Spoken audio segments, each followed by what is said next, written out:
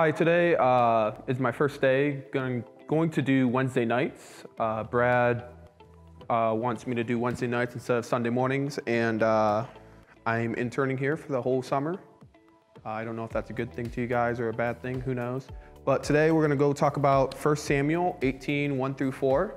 And I just asked for you guys to read through that before we continue. And next week and throughout the whole summer, we're gonna start on a book.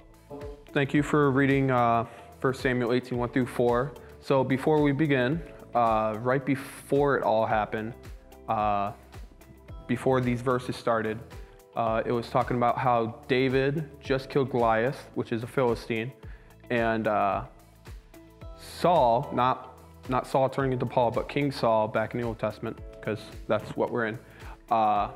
Saul wants to see David because he killed Goliath, and he's like, servant, bring that man over here.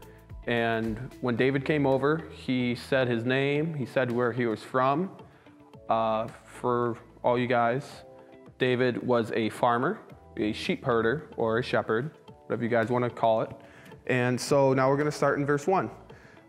So verse 1, this is just getting to know Jonathan a little bit.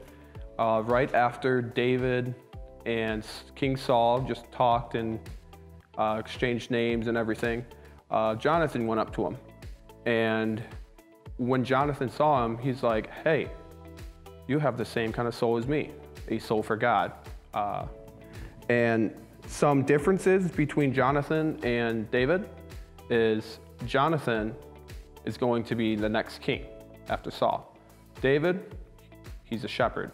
He basically has nothing. So the similarities between those, though, is that they both have a heart for God and they will do anything for God. It doesn't matter what it is, they love God.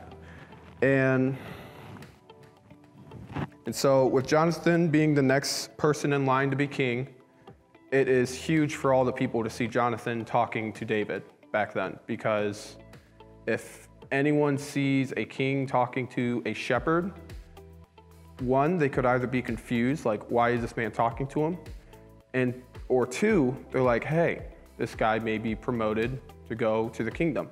And as we go into verse 2, King Saul told David, you're not going to see your family anymore. You're not going to be a shepherd anymore. You're going to come with me. This does not mean that Saul wants David to be king next. That doesn't mean that at all. But,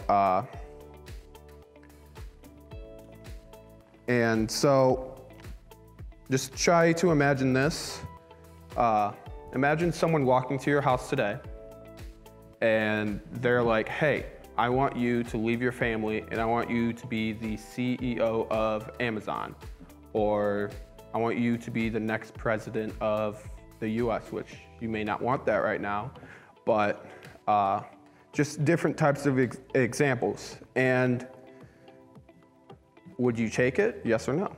I mean, at least you get a choice. David did not get a choice at all. Saul just took him and they went. Going on to verse 3, Jonathan and David, they were talking, and they both knew that Jonathan was going to get the throne. But Jonathan knew that God wanted David to the throne. He knew that. And instead of battling God and instead of like fighting David, Jonathan was like, hey, here is my clothing. Here is my sword, my shield, my armor. Here's everything that I own for you to be king. And this wasn't Saul's decision at all. This was nothing with Saul. This was all Jonathan, knowing that he has a heart for God, just like Jonathan does. And this is very hard to imagine, because Jonathan didn't know David. David didn't know Jonathan. They both met each other. Maybe Jonathan might have known him when David was talking to Saul before Goliath was dead, saying, I'll go fight.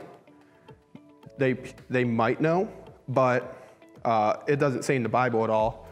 So they know each other just for 2 days, and they became friends, and Jonathan gave them everything. So just imagine like one of your friends today, doesn't have to be like you just became friends this past year, but anyone. Can you name anyone that would just give you everything that they have? Give you their car, give you their money, give you whatever they have, because they know that your heart is for God, and it's not for yourself, and it's not for anything else. Me personally, I don't think I know anyone that would give me anything, and honestly, I don't think I would give anything to anyone. Maybe, I don't know. So once this covenant was made between Jonathan and David, Jonathan giving his royalty to David,